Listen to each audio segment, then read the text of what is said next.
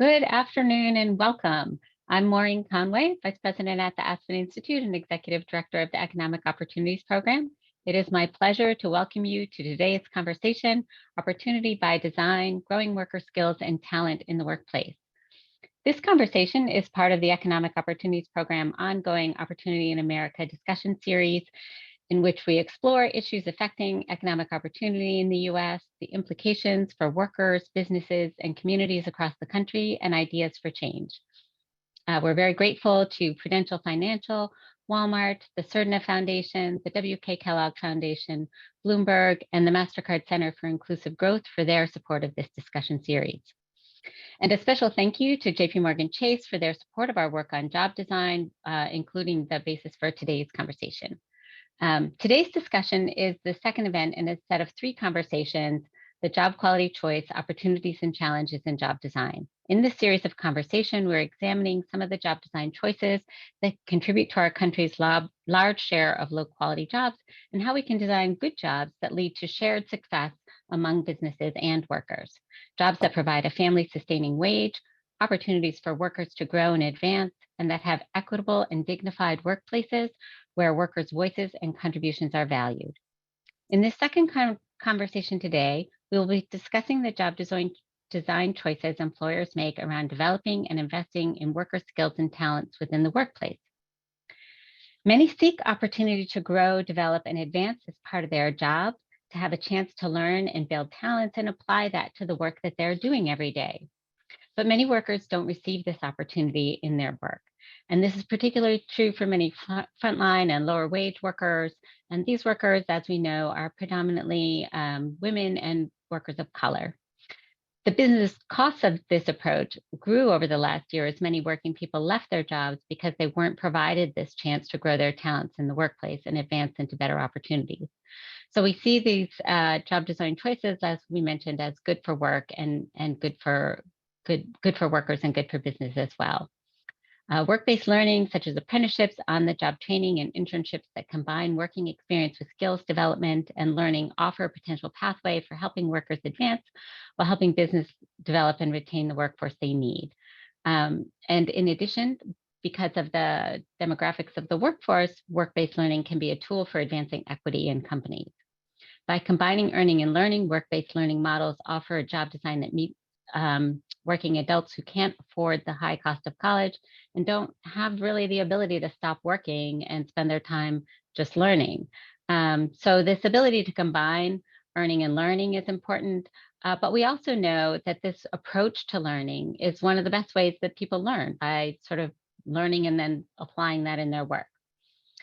So what is standing in employers' way from making the choice to make these kinds of investments in their workers? What are the consequences when they don't and the rewards when they do?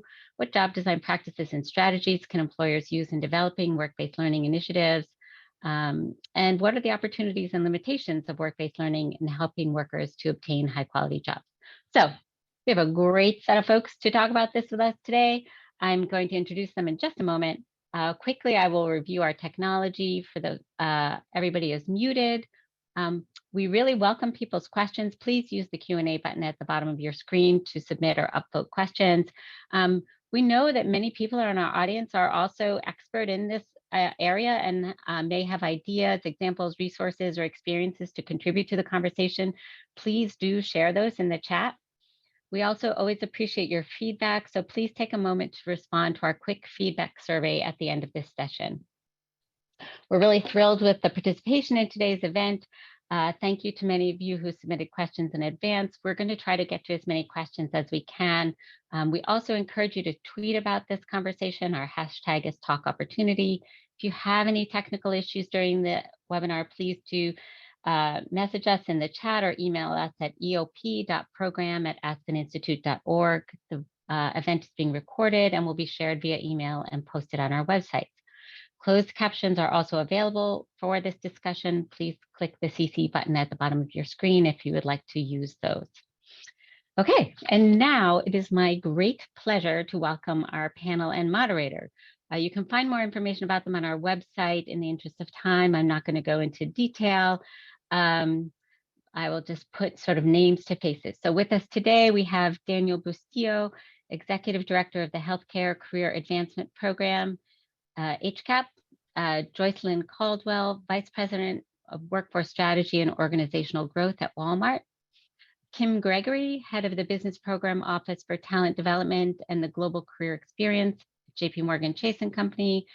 Paul Osterman, oh gosh, Paul, I just can't say that. Nanyang Technical University Professor of Human Resources and Management at MIT Sloan School of Management. Should have asked you about the pronunciation there. And we're very thrilled today to have Abha Bhattarai to moderate today's conversation. Abha is the economics correspondent at Washington Post, where she writes about housing, jobs, inequality, and workers' issues. So she's the perfect choice to moderate this conversation. But before I turn it over to Abha, we've asked Paul to kick off today's conversation by sharing some of his recent research that he's done looking at this issue of skills and employer investment in skills. So Paul, let me turn it over to you. Thank you, Maureen, and thank you, fellow panelists and everyone out there in TV land. What I'm going to do is I'm going to do two things. I'm going to just give you some very quick data from a new survey that I did on the extent of employer-provided training and who doesn't get it and who does get it and what people want and how they assess it. And then I'll discuss briefly what I think are some of the kind of the key things to think about or to worry about in this arena. And then I will stop. And even though I'm an academic, I'm actually capable of stopping talking at some point. And that point will be fairly soon. So let me begin with the data. So I'm assuming everyone out there can see that. So what I'm going to do, it turns out that the federal government stopped collecting data on employer-provided training sometime during the Reagan administration. And there's actually no good nationally representative data on this topic. There is something called the ATE, the Adult Training and Education Survey, but it focuses only on credentials and not on employer training. So I went out there and did this survey. The survey was done in 2022 using the NORAC AmeriSpeak panel. It's for adults. It was done in English and Spanish. It's a pretty good sample size, and you can see who the nice people were who funded it. I'm going to only show you 3 slides from this. There's a gazillion other pieces of data that I could show you on this topic. In fact, I'll mention something at the end. So the first kind of just question is, among the American workforce in 2020, the American adult workforce, who received, how many people received training from employers, and who were those folks? So overall, you can see among all employees, about 59% received employer training in the 12 months prior to the survey. And among new hires, it was about 3/4. You know, there's no way of knowing whether that's a good number or a bad number, whether the glass is half full or half empty, but it's not trivial, right? The problem is, as Maureen indicated, that it's not equitably distributed. So if you have a college degree or more, as you can see on this slide, you're far more likely to get training from your employer than you are if you have a high school degree or less. And this is really where the problem lies. The survey asked people thinking back on their career, what was the most important source of their skills? Where did they get their skills from? What would they rank number one? Number one was friends and colleagues. Now, friends and colleagues includes colleagues at work. So in some sense, at least some of these folks are talking also about training at the workforce. But close on the heels of friends and colleagues was employer-based training. And these two considerations simply dominate relative to every other venue for training. Four-year colleges come next, followed by online, community colleges, for-profit schools, and job training programs. But people rank employer-based training basically as number one in terms of importance to them. Last slide. We asked people, if you wanted to get more training from your employer, would it be available to you? Again, you see a terrifically large, unfortunately large disparity. 65% of people with a college degree or more say that if they wanted to get more training from their employer, they could. And only about 47% of high school folks say the same thing. So there's clearly a large gap in an equity gap with respect to training. So what can we make of this? Now, I'm going to show you one more slide. When we get to the discussion, I should say, I could fill up the next 6 hours with slides from the survey, but the one additional slide I will show you will be on how much kind of work-based learning goes on in schools, and we can come back to that. What do we make of this? Well, the research evidence is quite clear that employer-based training pays off. The rate of return to employer-based training is high. It's high both for the workforce and it's high for employers too, with respect to quality of their products, services, and productivity. So what's going on? Why are we worried? Besides the equity thing? Well, there's a reason to worry about what's going on because of several considerations. One is, over time, the kind of human resource function in organizations has weakened. Human resource is largely outsourced in many places now, and even where it's not outsourced, the finance function, the operations function dominates in terms of internal organizational power relative to the human resource function, not to mention what used to be called the industrial relations function. Neither of these are powerful in organizations anymore. Training is typically seen as a soft expense that is a variable cost and can be easily cut with little consequence. And there's a considerable temptation inside of organizations to rely on the public sources of training, right? To put the burden on schools, to put the burden on community colleges, put the burden on four-year schools, as opposed to on themselves. And this represents quite a considerable change over the last 20 or 30 years in terms of employers' sense of responsibility for training. There tends to be also a sense to underestimate the contribution that frontline workers can make to the success of organizations. And you see that in a lot of different ways. But I did a lot of work, Daniel will appreciate this, I did a lot of work on home health aides.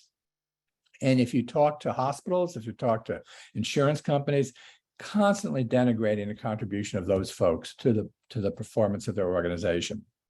And that's true across the board. So just some quick thoughts on how you can think about fixing this. I mean, one way to think about fixing this problem is jawboning. That is to say, prestigious people, President of the United States, heads of business organizations, heads of unions, an occasional random academic, talk about the importance of skills, the importance of training. And that makes some difference in the kind of the atmosphere around these issues. It does. I think it's a mistake to think none of that counts, but it's not going to really turn the ship around. Changing the structure of the tax system to incentivize employers to invest more in training is another way to go. And providing incentives, so-called on-the-job training incentives, is another way to go. Money, money, money, right? The final way to go is something I've done a lot of work on, and a lot of people are on this panel, and a lot of people at Aspen have done a lot of work on, which is how you think about integrating job training programs and community colleges, union management partnerships, in a way that provides support to employers who may want to invest in training, right? Because if training is seen as kind of a second level issue inside of organizations, you can try and reduce the costs and increase the perceived benefits if there's an outside organization who can work with the employer to help identify people, to support people, to provide best practice examples of training. And I've worked with, and other people around this panel and at Aspen have worked with a number of best practice training organizations that work effectively with employers. So I think that's the kind of fundamental challenge, is not to kind of wring our hands over the maldistribution of access to training, but to think about, where the policy levers are to do something about it. So I'm going to stop there. Thank you. Thank you, Paul. That was fantastic. I think that provides a lot of for this panel to consider and talk about.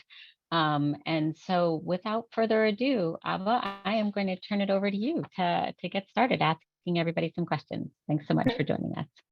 Thank you so much, Maureen. And good afternoon, everybody. Thank you so much for joining us today for a conversation that seems to be getting more important by the day.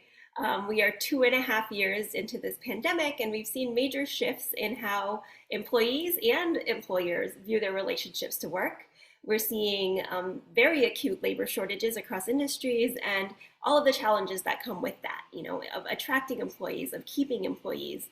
And so I'm really thrilled to be talking about how workers can not only, how employers can not only create jobs, but good jobs that actually allow workers to thrive and to flourish.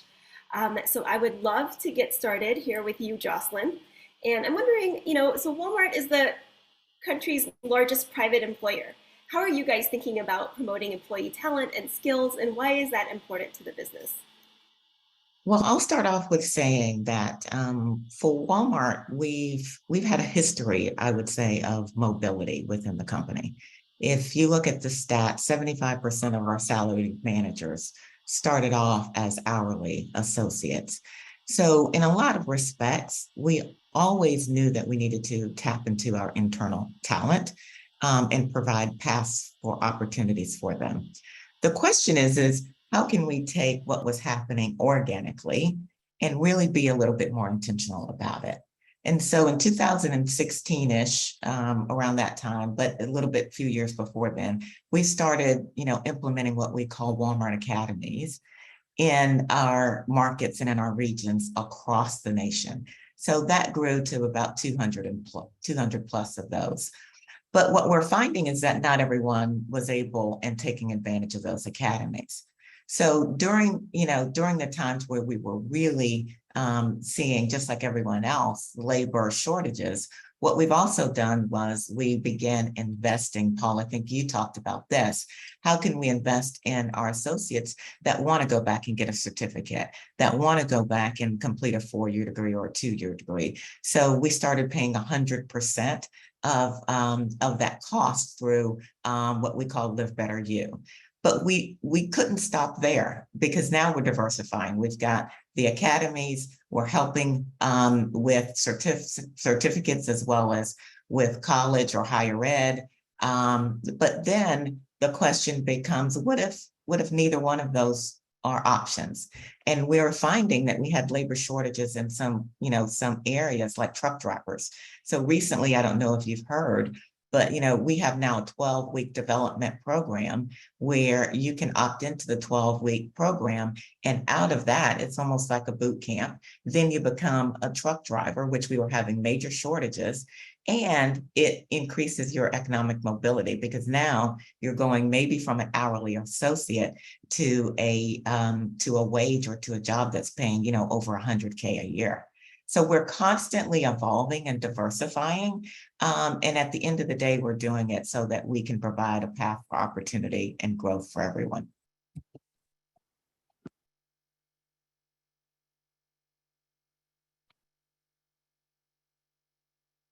Alba, I think you're on mute.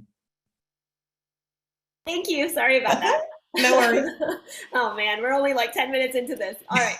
I'm going to stay off mute now. Daniel, I wanted to move on to you.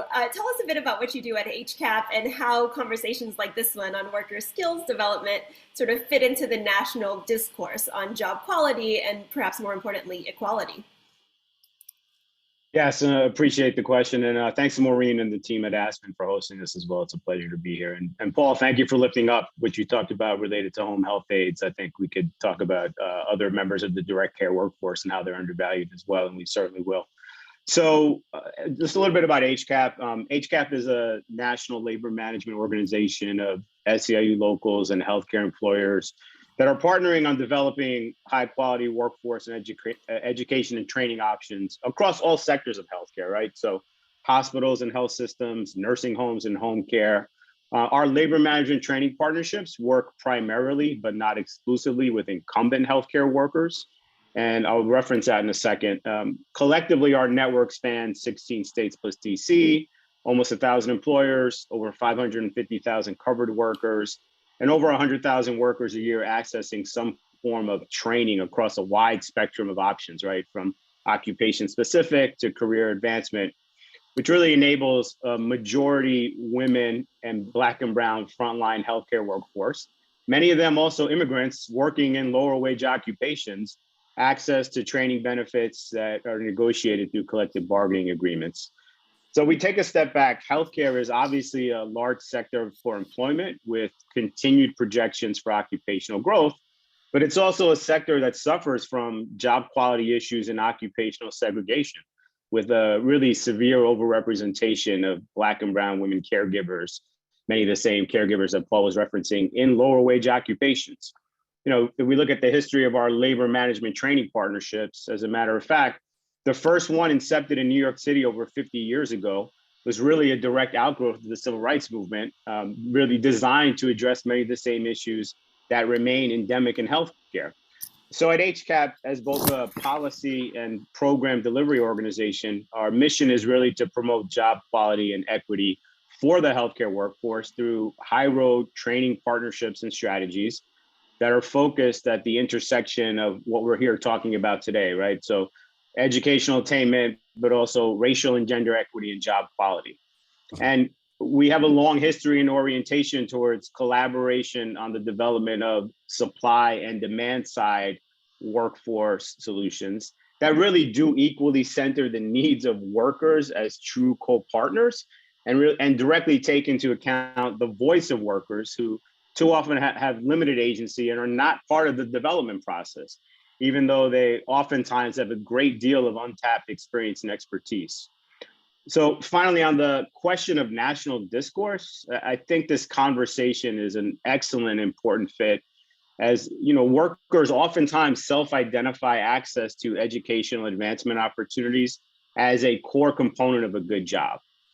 But the details of such are really important so that we're not simply pursuing learning for learning's sake, but that we're really helping to foster a fundamental shift in worker skills development orientation towards one that is much more explicitly grounded in the production of good jobs and fostering equity, and away from one that has, I think, by and large, placed a disproportionate burden on workers themselves for that development as well.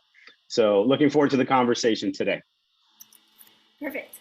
Kim, let's turn to you next. Can you tell us a little bit about what you do at JP Morgan, about your role there, and how you're thinking about talent development, particularly when it comes to frontline workers?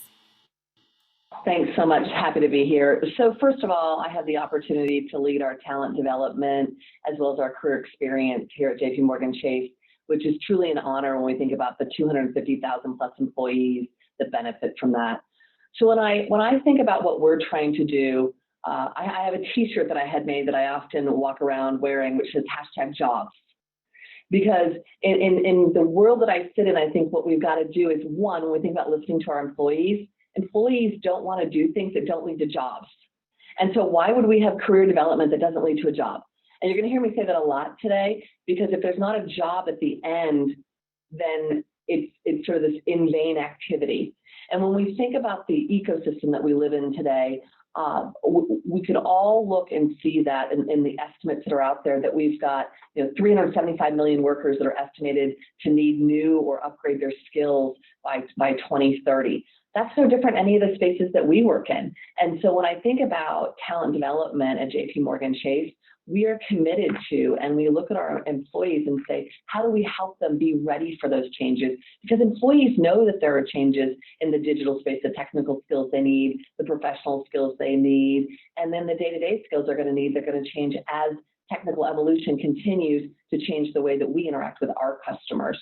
So we know we have really smart people here. We know that they want to do well. And so what we look to do is figure out how can we, in all of the programming that we have, put in front of them options that help them be better in the role that they're in today and be better for tomorrow. The way that I always look at it is hire someone for their first job, train them for their second, their third, and their fourth. And so that requires programming that's constantly being touched, constantly being altered. And it's not about what I think, it's about what employees are saying. And that's how we should be looking at these talent development programs. Perfect. That's actually a great segue to our next topic, which is what these ideas look like in practice.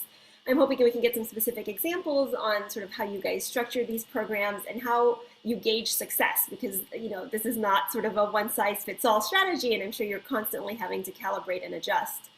Daniel, let's start with you. And I want to talk specifically about apprenticeships. What do you define as a quality and effective program? Give us some examples. I know many companies are just starting to get started in this space. What do you look for a successful apprenticeship program?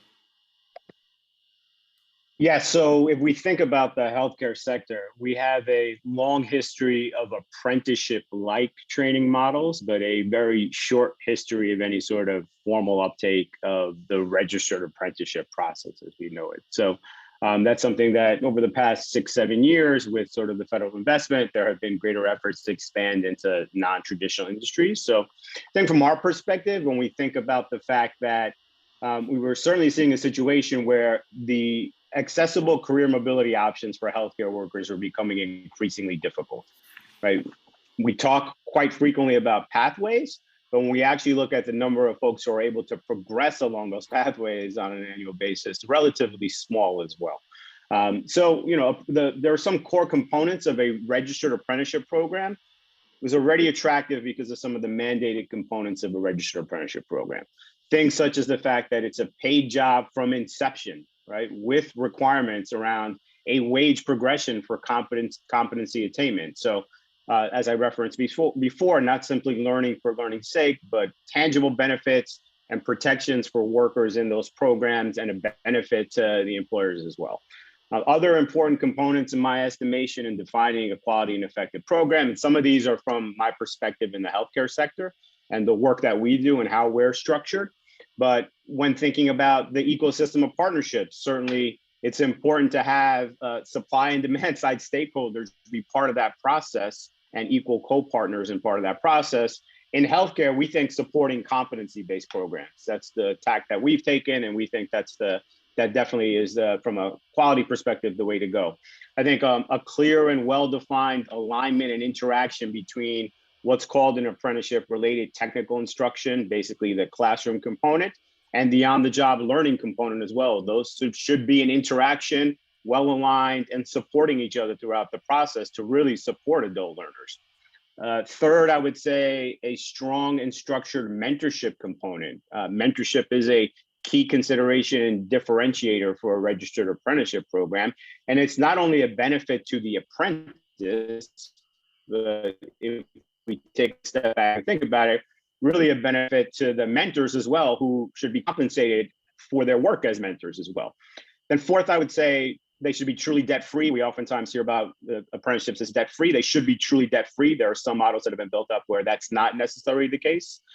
Fifth, the necessary supportive services, which we oftentimes talk about, not just childcare and transportation, but those things that really do impede, in addition to those two really important considerations, that really impede someone's progress in programs.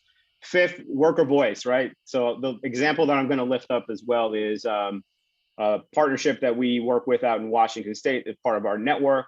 There was a healthcare apprenticeship consortium out there that, with the sponsor, is one of our labor management training partners, the SAU Healthcare 1199 Northwest Multi-Employer Fund. It's a multi-union, multi-employer registered apprenticeship program that is open to employers in the state of Washington as well, right? But workers themselves are integral components of not only of program oversight, but also informing the development of the models themselves as well, right? So you have experienced people that are actually informing the development of the programs too. So true mechanisms for worker voice. I think those are some of the key considerations when I think about sort of quality apprenticeship programs. Perfect. Can you elaborate a bit about the competency-based program? What does that look like, and how is that different from other styles? Yeah, I mean, all our models, all our registered apprenticeship models that we have developed are competency-based. There's still a little bit of a gray area as how that relates to registered apprenticeship, but it's really that you should progress in the program based upon your ability to demonstrate competency attainment, as opposed to how long you are in a particular program, right? So we think that that's certainly for, especially when you think about incumbent workers with a lot of potential experience in healthcare, that is certainly something that they should be rewarded for their experience and knowledge and the competencies they've attained through previous experience as healthcare workers. Fantastic. Kim, I love what you said about hiring people for their first job and then training them for subsequent ones. And I'm wondering if you can talk a bit sort of about your framework for frontline workers. How did you guys come up with this strategy, and how have you developed it to what it is today? Yeah, so I hear Daniel saying the worker voice a lot. And I would say that everything for me always starts with the employee's voice. And I know it drives my team crazy, but when they come to me with a great idea, I always say, is that you sitting around in a room coming up with that? Or did you talk to people that actually do the jobs and understand what they're looking for and what they need? And that is really how this all started. The work that I do actually wasn't in existence a few years ago at the level that we're engaged now. And we sat down and said, gosh, we're doing a lot of work in a number of different ways. Let's go find out what employees are saying. And spent time with hundreds of our frontline workers, just talking to them about, what they needed, what were the blockers, et cetera. And people told me the same thing, no matter what city I was in, no matter what type of facility I was in for JP Morgan Chase. And our frontline workers really said to me, Kim, I know the world is changing. I know I need new skills, but even if I knew what those skills were, I don't know how to go get them. And I don't know what it means once I get them, so help me. And that was really the basis of programming that we did, which led into also having conversations with business leaders about, hey, how are you going to help us help your employees be able to get through programming, have time to take programming, be able to engage? And then how are you going to help them through mentorships, through utilizing our HR talent pieces to drive people into new roles? I do think that Daniel mentioned that Paul had some commentary around, I wrote it down here, the burden is on schools versus the organization. And I think one of the things that we also did, I think was important, was when we think about what I said about jobs, we had to internally say our programs need to be targeted at pointing people on pathways that lead to that job. But there's also an onus on us to be working with educational institutions to say, hey, here's what we're looking for. So we did some work where we built out some knowledge, skills, and abilities that were necessary for some worker on data and analytics roles. And we didn't do that we didn't do that alone. We did it with the leaders in those businesses. And then we worked with schools and said, all right, here's what we need. What do you have in the form of curriculum? And if they didn't, we'd say, hey, well, we want to let you know this is the kind of curriculum that we need. How can we make that happen so that then the students we have can come into your educational institutions, get the certificate and or degrees that will drive them into those roles. And I think that was really important. And it's led us to have statistics that show us as people participate in the programming, the propensity for them to get a new job is double what it is if they don't participate in the program. So we know that if you build it, they will come. And then if you build the right programming, it leads to jobs. Perfect. Can you tell us a bit about who the frontline workers are that you guys, when you say frontline workers at JP Morgan Chase, who are you talking about? And then what are some of the pathways that are available to them? What sort of jobs can they work up to? Yeah, so I think we have a ton of variance, right? We're such a big organization. We have entry-level data and analytics opportunities. We have entry-level within our branch network. We have entry-level within our call centers. We have entry-level within our back office. We have, there's just a host of roles. What I would say is this: we've also done a lot of work internally to build out a system that allows an employee to go in and assess themselves against a set of capabilities. And we know that those capabilities, they have 5 varied levels, but we know that they go across 80% of the roles within JP Morgan Chase. And so if you go in and you say, gosh, I'd like to get better at data literacy.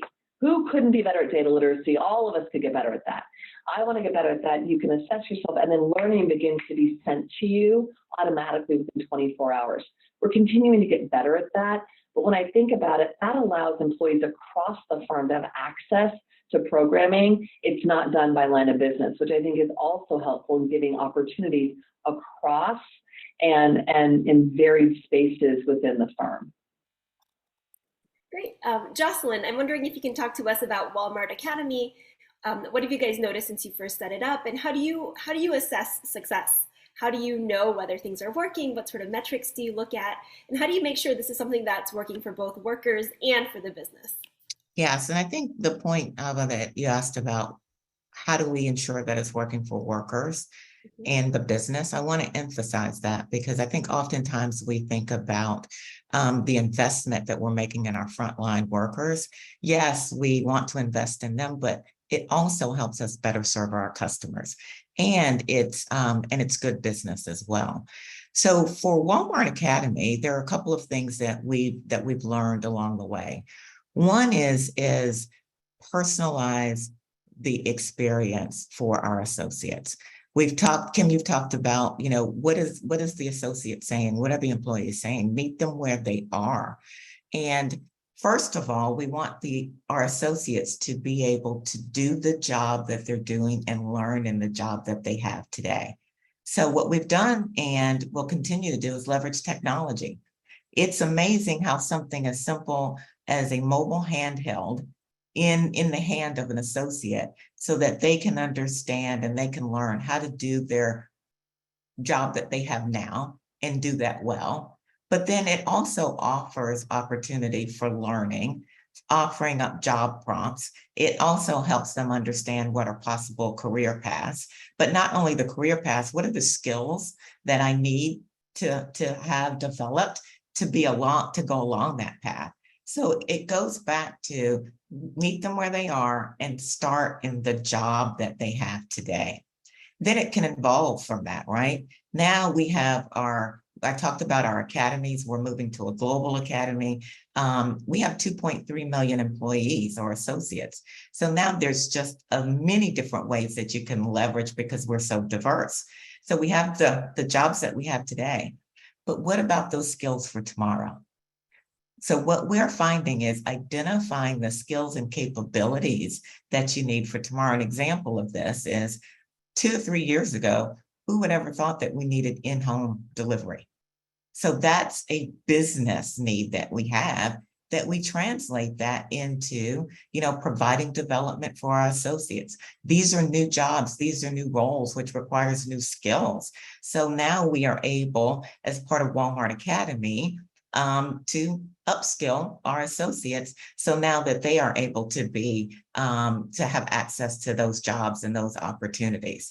And from there, how do we then buttress this with, I want to move into leadership? So we're finding that in our Walmart Academy, we are also leaning in to leadership development in many different ways. Some of it is virtual, some of it's going to be part of brick and mortar.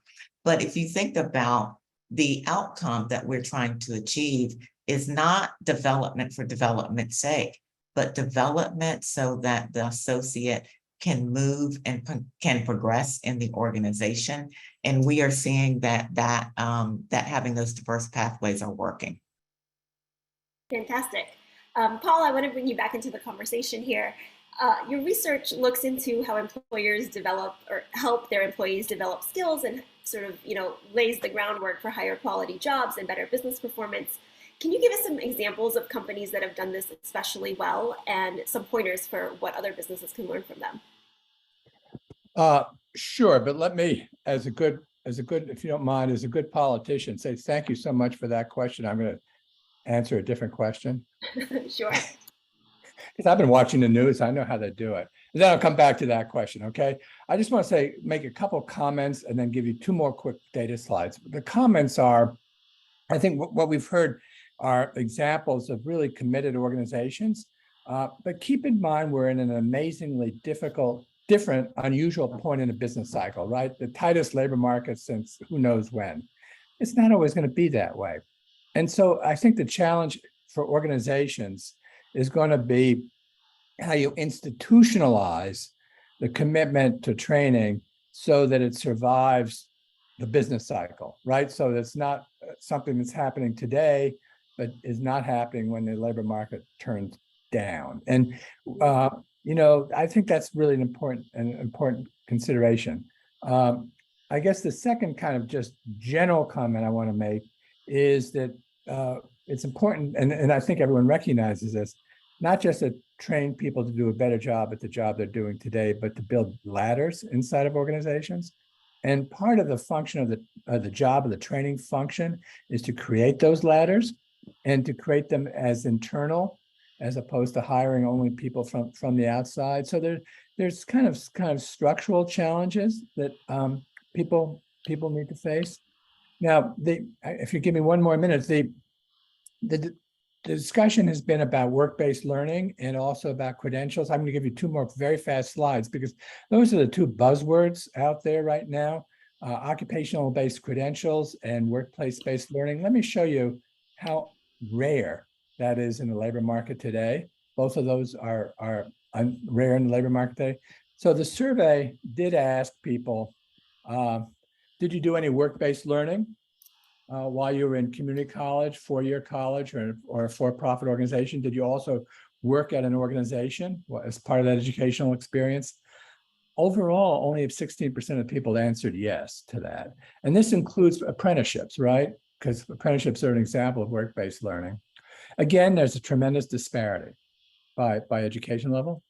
The survey also asked, do you have an industry certified occupational credential?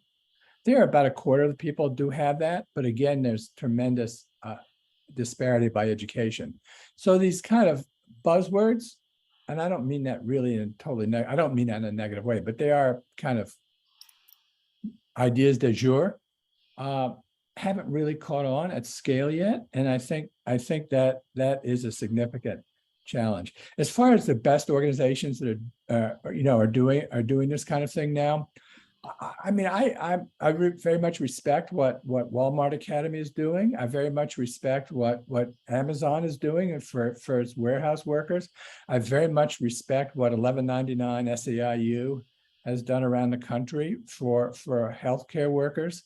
What tends to be missing in all these discussions about these best practices is our data. A couple of slides on how many people and what they learned and what happened to them afterwards. For all of them, all these efforts, I think would help a lot in terms of the conversation. Other best practice examples and kind of the high road discussion often tend to be idiosyncratic companies that are owner-owned or are unusual in some particular way. I think the really important question is for publicly traded large organizations, what does best practice look like at scale? Mm-hmm. And I don't think we have a good grip on that in ways that we can kind of quantify yet. Perfect. And actually, this is a great segue to a few viewer questions that we've gotten. You mentioned Amazon, you mentioned Walmart, these behemoth companies, but what can small businesses do? What resources and the support is available to them if they want to invest in their employees? So small businesses that I've looked at and talked to can be effective on this if they work through local industry associations. So a great example of this in various parts of the country is the machine tool industry, where there's where the national, I'm going to get it wrong, but Machine Tool Association has local chapters and often work with high schools and community colleges to design entry points and apprenticeship programs and work shadowing. So the trick for small businesses, I think, is to kind of, this is a politically charged word, is to collectivize, because you're worried about poaching, right? If a small business makes a big investment in training, you worry that a large firm is going to come along and grab that person. But if small businesses operate through associations or groups with a job training program or a community college or a four-year school as a focal point, then they can avoid that kind of risk and essentially achieve scale. Great. Daniel, do you want to contribute to that? Do you have a sense of what small businesses can do to make this a successful partnership? Nothing to add beyond what sort of Paul laid out as well too. I mean, I think we do have, it's a difficult conversation. If you think about the healthcare sector, we do not have 50 state employers in the healthcare sector as an example. Two considerations. One is that we do have many smaller firms, but we also have, funded through government funding as well, right? So that's an entirely other layer of the conversation that I think is an important consideration. And, come back to, I think at the end, to some of the points that Paul made, which I think are important considerations and important points to bring up in terms of thinking about where are we going next. Great. So on the flip side of this, we've talked a lot about the benefits of these programs, but there are also challenges that come with them. And I'm wondering if we could dive into that a little bit. How do you stop and assess and then adjust as necessary. Kim, I'll start with you in this one, and I'm wondering, there's so many examples of employers trying these sorts of work-based learning programs and then finding that there are glitches along the way. Maybe workers go through this training and then they just find there's no reward for their skills. It's not necessarily tied to a job they can immediately take, or maybe there are time constraints, there are financial issues that sort of cause things to fizzle out. And I'm wondering what some of the obstacles you have that you've encountered in this space and how you guys have addressed this. Everything you just said. And so I think to start this conversation, I think one of the most important things to think about when we think about adult learners is the number one reason, and Jocelyn touched on this a bit in the beginning, but I want to bring it back to the forefront. The number one reason why an adult learner does not go back and get their education is money. It's a lack of funding. And so I think that that's really important as you're bringing forward programming. How are you supporting that being at no cost to your employees? And I'll come back to that in a minute. But when I think overall, when I think about things that were obstacles or blockers, the first thing for me was we had to really recognize that what got us here wouldn't get us there. Like what got us to today wasn't going to get us where we wanted to go. And for a lot of reasons. One, the turnover of skills today is so fast, and you've just got to be able to keep up with it. And I've written down a couple things. And the ability for skills to become a currency across your firm and then external to your firm too if somebody decides to leave. So I've gained this skill. What does that mean and how can I utilize it? I think those are some of the things that become very difficult to quantify, or the word I always use is give it currency. I also think that making this concept of continuous learning a part of our everyday DNA, making it a part of our performance, making it a part of our hiring practices, making it a part of our job descriptions, making it a part of everything we do from a management leadership standpoint is hard. And it takes every single day going out there and hitting the pavement and talking to people and letting them know the benefits of when we help an employee to have these opportunities, what does that mean for them as they contribute back to the organization? And we know that employees are more engaged. We know that employees perform better. We know that employees are less likely to attrite. So all those things come with benefits. I would also say that designing programs that are, to the point you were making around time, et cetera, designed for adult learners. Saying to a frontline worker, oh, we're going to have a program across the street at so-and-so university, so you can go at 4 o'clock today. That's not feasible. That does not work. That limits, you just removed all equity across your ability to provide for the adult learner. And then the last thing I'd say that I wouldn't say it's a blocker, it was an opportunity. I try to look at everything as being half full. An opportunity that we saw was some of our internal policies and how could we change. It took me a long time, by the way. It was like a personal, like knocking on doors, we're going to get this done. There were policies that we looked at and said, these are barriers to entry for employees, whether it be your background, like there could be a number of reasons. And so how do we remove those barriers? And so we changed 5 of our internal policies to allow for employees to have the opportunity that they may not have even considered prior because they saw this in some way, shape, or form as being a blocker. Perfect. Jocelyn, I'll go to you next. Walmart has more than 2 million employees all over the world, but a lot of this employee talent development is done at the local level or the regional level. Can you tell us a bit about sort of how you balance those two things? How do you work within the community, but also, in this larger national or international framework? Yeah, I would say the way that we've done it is you need to create local-based community solutions as well as what I would call enterprise solutions that kind of meet in the middle. So what we found is that oftentimes when you start from the top down or the enterprise solution, you are designing for scale. And so sometimes you're missing what that community has available, what that local market needs.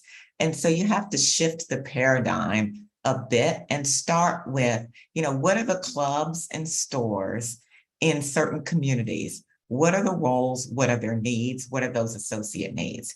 And then I think, Paul, you mentioned this. Then what you'll find out is there are many strategic partners that you can leverage within those communities, like workforce development partnerships that we've made, as well as those that are offering boot camps and apprenticeships. But they're not necessarily nationwide or across the United States. They tend to be within those local communities. So how can you develop your needs and conduct a needs analysis so that those local talent developers can consume it?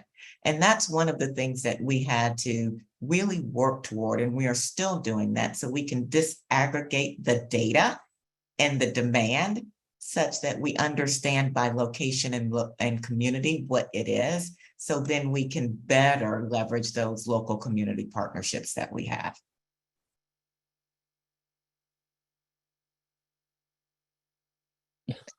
But I think you're on mute again. Thank you. Paul, you talked earlier about how many businesses still aren't making these investments, and they just haven't sort of come around to this. And I'm wondering if you could elaborate on that a bit. Why is there hesitation to invest in worker training development programs, and what are some strategies around that? Right. So I don't think there are any businesses that do of reasonable scale that don't do it, that do no training. The problem is, where's that training directed? And is it directed entirely at senior folks? Is it directed entirely at people with college degrees, or does it go to a frontline workforce of various kinds? And then secondly, has the organization built job ladders? So again, to pick on the healthcare sector, because it's a sector where there's tremendous opportunities for job ladders, because it's such a large hierarchical set of organizations. Is it possible to go from the laundry or from the kitchen and to become a healthcare technician? Have you built those kinds of ladders? So the real question isn't how come they don't do any training, it's to whom is the training directed and what kinds of ladders are available. Part of it is cultural, or kind of ideological or conceptual, whatever word you want to use, namely kind of a lack of respect for what frontline workers could be or could do if they were given the opportunity. Partly is the lack of advocates within the organization. So who are the advocates within the organization? Well, traditionally, historically, the advocates were unions, but unions are not in most organizations now. Other advocates could be a very strong human resource function, but now human resource in most organizations, human resources is not a strong function. Frontline managers are interested in getting the job done today, right? And so that's their orientation. You can understand that completely, but they're not necessarily interested in building talent over a long period of time in the organization. So there aren't strong internal advocates, and there aren't really strong external pressures on organizations to change. So this combination of kind of cultural, I don't know what the right word is, but I don't want to sound political, but cultural, ideological, kind of bad, lack of respect for what people could do, lack of respect for the contribution they can make to the success of the organization, combined with lack of advocates in the organization, combined with kind of the pressures for immediate performance, and training isn't a long-term investment, adds up to challenges.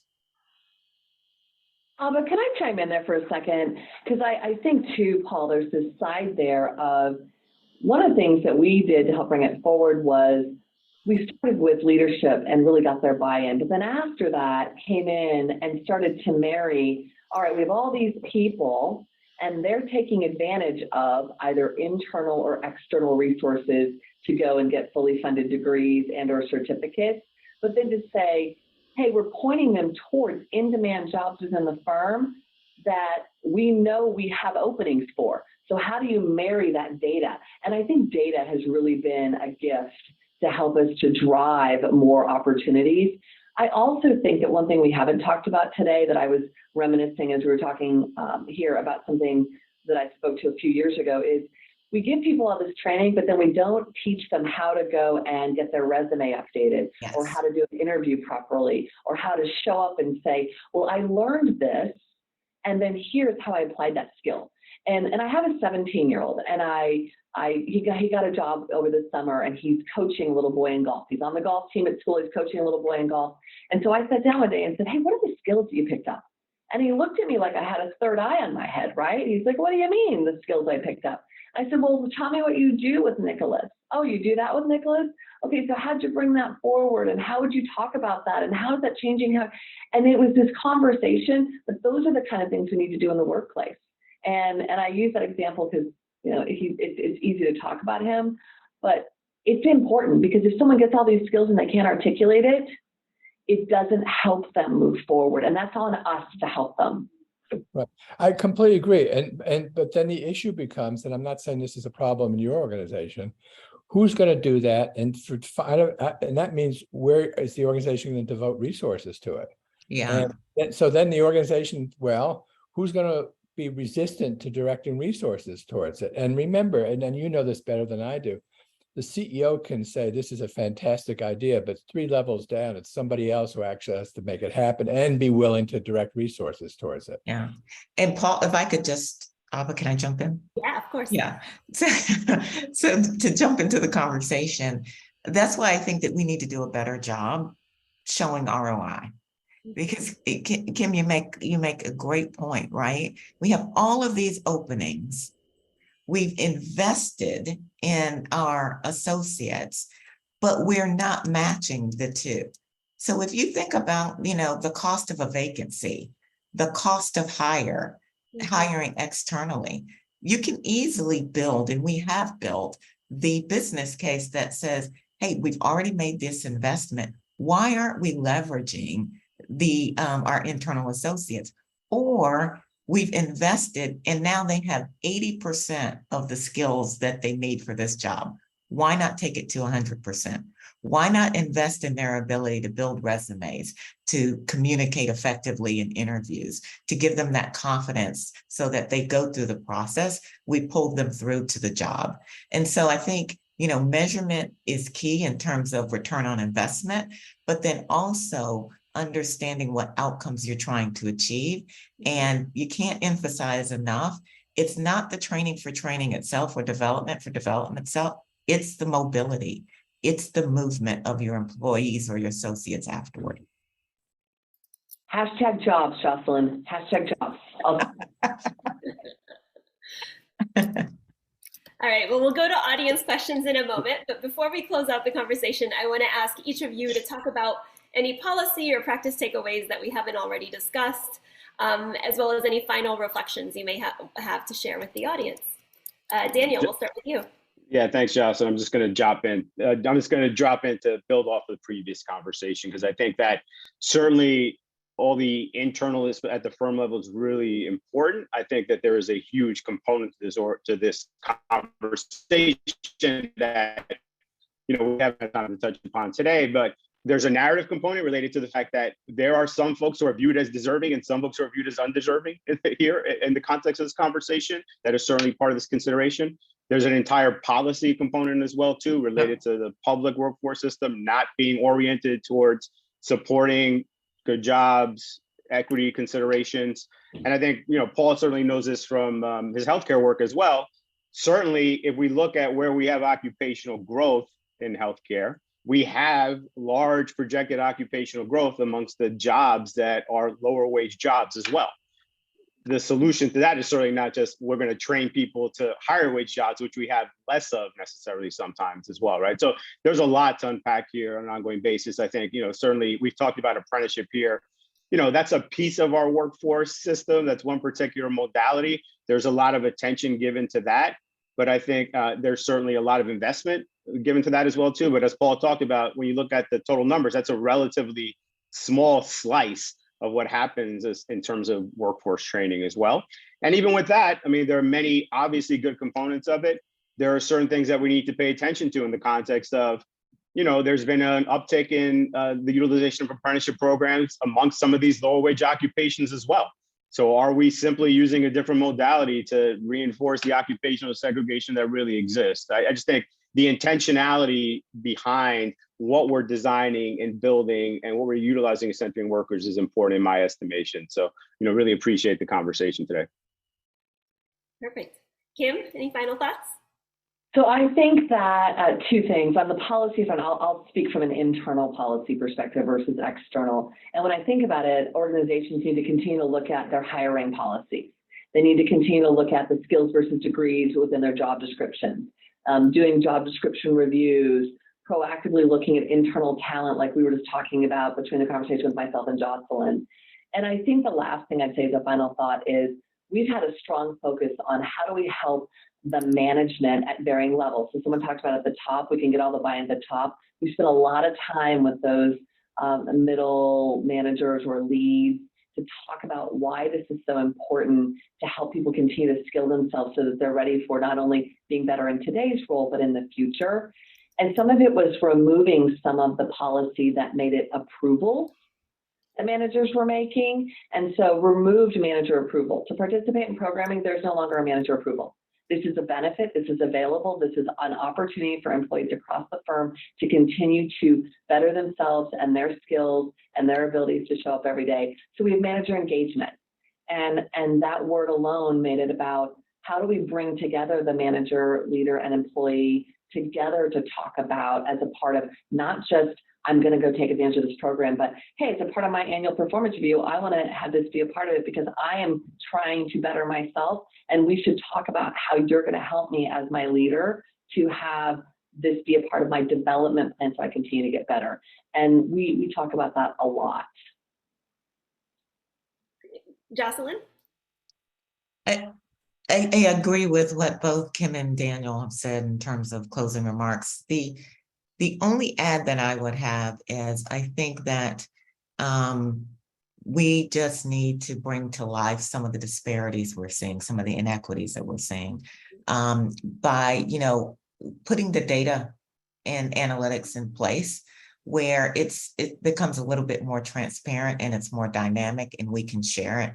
Paul, to your point about, you having to create your survey and there's not much data out there. So at the end of the day, it's hard to, voice kind of what we're seeing if we don't necessarily have the evidence and the data. So that's the only additional point that I would make is data plays a key role in this discussion to shed light and illuminate some of the points that we were bringing out today.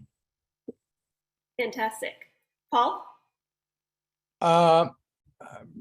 No, I mean, I would say two things. I mean, one is I think that the panelists have been very sophisticated in talking about kind of how you deal with internal obstacles. So for example, at the high level of abstraction, this issue about you need a supervisor's approval to do training, no one ever mentioned that, right? I mean, that kind of question doesn't show up in the literature, and it's obviously very important.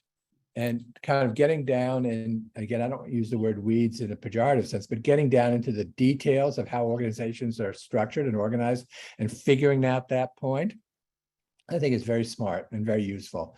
I do think that the public sector has punted. The amount of public resources that have gone into training have declined over time.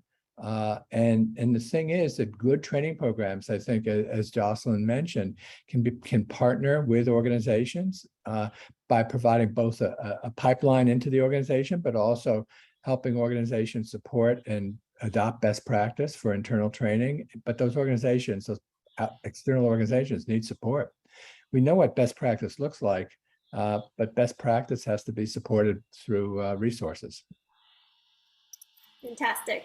Daniel, you talked a bit about sort of who's deserving and undeserving of these programs, and I wanted to use that as a transition into the audience questions, because we've had a number of questions about how to use apprenticeships or work-based learning to help people with disabilities succeed in their careers, or maybe non-English speakers sort of move up in the corporate world. And I'm wondering how we can level the playing field for people who might not have the traditional backgrounds that we think of. That's an important consideration. I mean, I know that there's federally a whole bucket of work related to increasing access for people with disabilities, as an example, an apprenticeship, and making those more inclusive and accessible as well. I think that's really relatively nascent work still, and there's a lot to be figured out there. But I know that is something that is a federal initiative. I think, I really appreciate lifting up the the language as well too, because I think certainly a big consideration for us. The workers that we work with, many immigrants, right? Many different languages as well. In the context of the work that we do, it is really important for us and our partners to localize services, right? So training is provided across a range of different languages as well, right? That is not the norm per se, right? It is certainly the expectation that if you enter a training program, it is given in English and that you speak English, but that is not the tack that we take. Now, that requires a whole level of resource, as Paul pointed out, and infrastructure support as well. That is certainly not typical or the norm as well. But I do think it is really important if we say, we need to take a step back and say, listen, what we have done has not worked for many people to this point, right? So we need to reconfigure what it is that we're utilizing and what we're working towards as well. That is part of that process. And we need to, as difficult as that work is, it is something that needs to be core to what we're working towards. Kim or Jocelyn, would you like to chime in? Okay. All right, another question. Can panelists talk about how skills development addresses and doesn't address job quality and the large number of low quality jobs that we have? What else do we need to be doing alongside these skills investments? I think it's part of your overall workforce strategy. And of course I would say this, but you need to conduct, job analysis. And you need to think about your associates as well as your business as you're doing that, and understand, are we still keeping around, jobs of yesterday, versus recreating them for the jobs of tomorrow that are high quality, that are of higher quality. And I think oftentimes organizations shy away from that, and they have these legacy jobs that are existing, and are not thinking about not only upskilling their workers, but what I call is upskilling their jobs to go along with it as well. The other part of that, I think that's important too, and couldn't agree more, and there's a ton of job architecture work that I know we've gone through in the last couple of years, but really looking across them, if you call it something over here and you call it the same thing over here, there should be equity across. And yes. Jocelyn. But I also think that one of the things that Paul talked about are the ladders, right? Or having these journeys for people. And so something that we've been trying to do is connect for someone. If I'm A and I want to be in role B, and I just, clearly using a hypothetical. If you assess yourself on the skills, and if we've done the architecture on that other role, which we've done it for over 500 of our roles, it then can marry together and say, hey, Kim, you're in this role. You're looking at wanting to be in this role. Here's some of the skills that you're going to need to get. And here's learning that can help you, or suggested things you should be doing to get there. So that helps someone to create that pathing, because it's also difficult when you're in that frontline role to understand, where should I go and what is the path I should take and how do I get there? Great. We have an audience question about work-life balance, and I know that's something a lot of employees and employers have been contending with over the last 2 years, and I'm wondering how that fits into all of this. How do you sort of prevent this from being, you have a full-time job and now you're doing training on top of that, you're doing workplace skills development, and how do you keep from getting overwhelmed and still sort of having that right balance? If I could comment on that, as speaking as someone who has no work-life balance.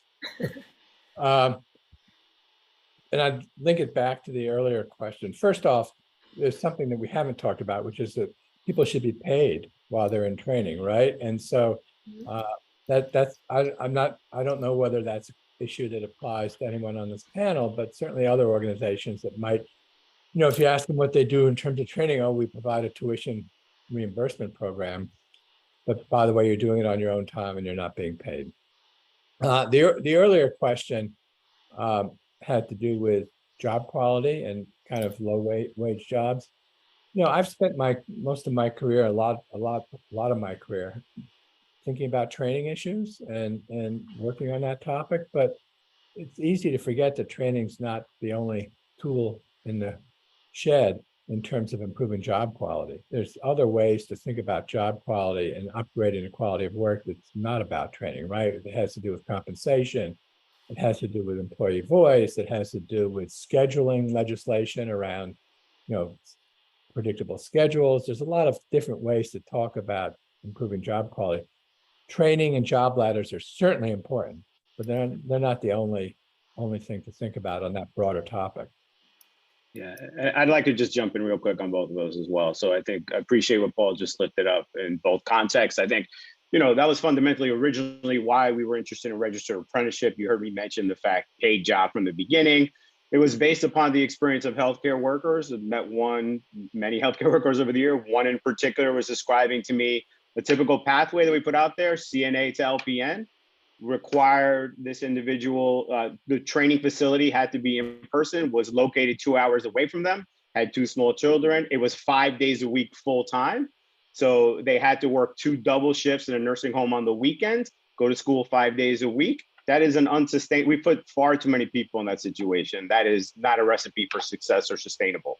And that's not fair to have that as the expectation that this is what folks must do.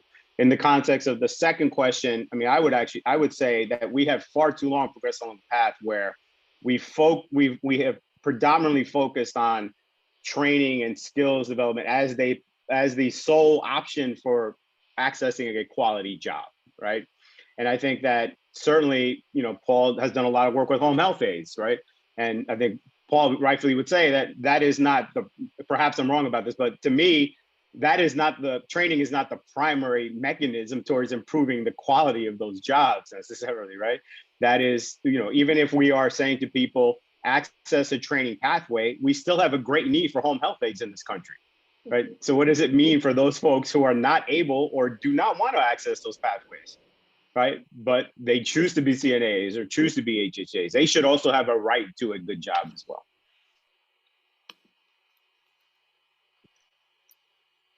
Perfect. And one final question for you, Paul.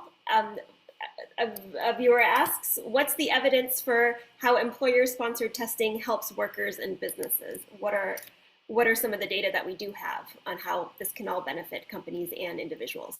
Employer-sponsored training, did you say? It says testing, but I think it must mean training, yes. Right.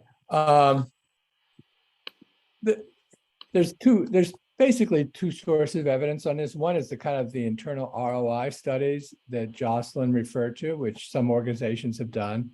But while there's no good data on, other than my survey, on the kind of incidence of training across the whole economy, there is data on, for example, the National Longitudinal Survey of Young People, which was done in 2 different waves. There's kind of what you would call special purpose surveys in particular industries of people who receive training that tracks people over time, all of which shows econometrically, statistically, that people who invest more in worker and employer provided training are more likely to receive higher wages and are more likely to be promoted. Now, to kind of, give into a little jargon here, there are selection issues, right? I mean, you worry that the person who receives training is also someone who would succeed for other reasons other than the fact that they succeeded training. So that they receive training. But the best surveys find ways to deal with those selection problems. And I think that there'd be no debate that, if you take 2 observationally identical individuals working in the same organization, one of whom was injected with 6 months of good training and one of whom wasn't, the person who was injected with the training would do better in that organization. I think that the evidence is quite strong on that. Well, thank you everybody for joining us. And with that, I'll bounce it back to Maureen. Thank you, Abba, and thank you, everybody. Thank you, Paul, Kim, Jocelyn, and Daniel. What an amazing conversation. This has been a lot, honestly, to keep up with. I feel like between the chat and the conversation and the Twitter, Like, this has been just fantastic. Thank you all so much. I also want to thank my colleagues, Matt Helmer, Tony Mastria, Adrian Lee, Victoria Prince, Amanda Finns. It takes a whole village of us here at the Aspen Institute to put these things together. And so really want to appreciate them and their hard work in doing this. Many thanks to this audience. What a great audience you have been, and really appreciate all the engagement, comments, questions. That was just fantastic. Please stay tuned for more information on our next conversation in this series that will explore how we design jobs to include and align with employee ownership. I think that's going to be a really interesting topic, and we have some great speakers we're reaching out to, so more on that soon. Thanks for joining us today, everybody. Hope to see you again. Bye-bye.